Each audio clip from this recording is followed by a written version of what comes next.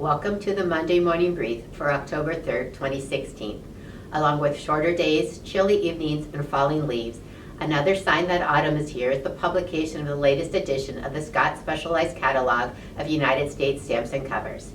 This catalog lists and values United States postage stamps and much more, including postal stationery, revenue stamps, duck stamps, essays and proofs, postmaster provisionals, plus the stamps of the Confederate States, U.S. possessions and territories, and the United Nations.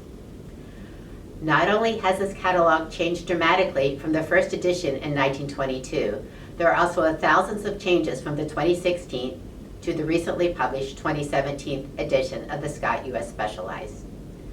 The 2017 edition includes more than 5,000 value changes, along with new additions and editorial enhancements from the 2016 edition.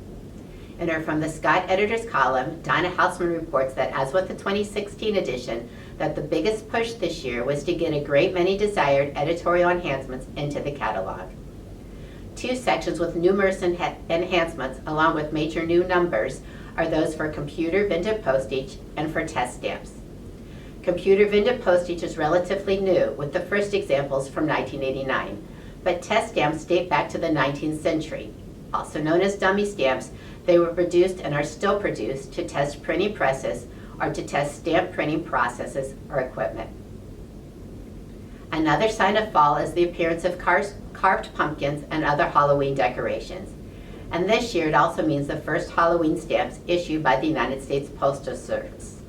Just one day before the 4 stamps were released on September 29th, the Postal Service announced that approximately 5% of the production run of the jack-o'-lantern stamps may be affected by out-of-register die cuts. The production run was for 50 million stamps. Sandra Linn, the Vice President of Banknote Corporation of America, which printed and processed these stamps, said, "Stamps with out-of-register die cuts have been identified as being shipped to the USPS. Out-of-register die cut is part of the normal process variation and requires segregation. Unfortunately, not all the material was segregated correctly. How severe these die-cut shifts may be remains to be discovered." And a discussion of signs of autumn wouldn't be complete without new stamps showing trees in the gold, oranges, and reds of the season. On August 25th, Sweden issued 5 booklet stamps picturing photographs taken by Christopher Collin, known to his more than 1 million followers on the social media site Instagram as Vizlarn. PostNord, the combined postal administration of Sweden and Denmark, describes the photographs as featuring fall motifs of different trees. These include the maple, rowan, beech, and birch. PostNord has fittingly named this booklet Autumn Glow. You can keep up on the latest stamp news by following Linn Stamp News on Facebook and Twitter. For Linn Stamp News and Scott Catalogs, I'm Denise McCarty.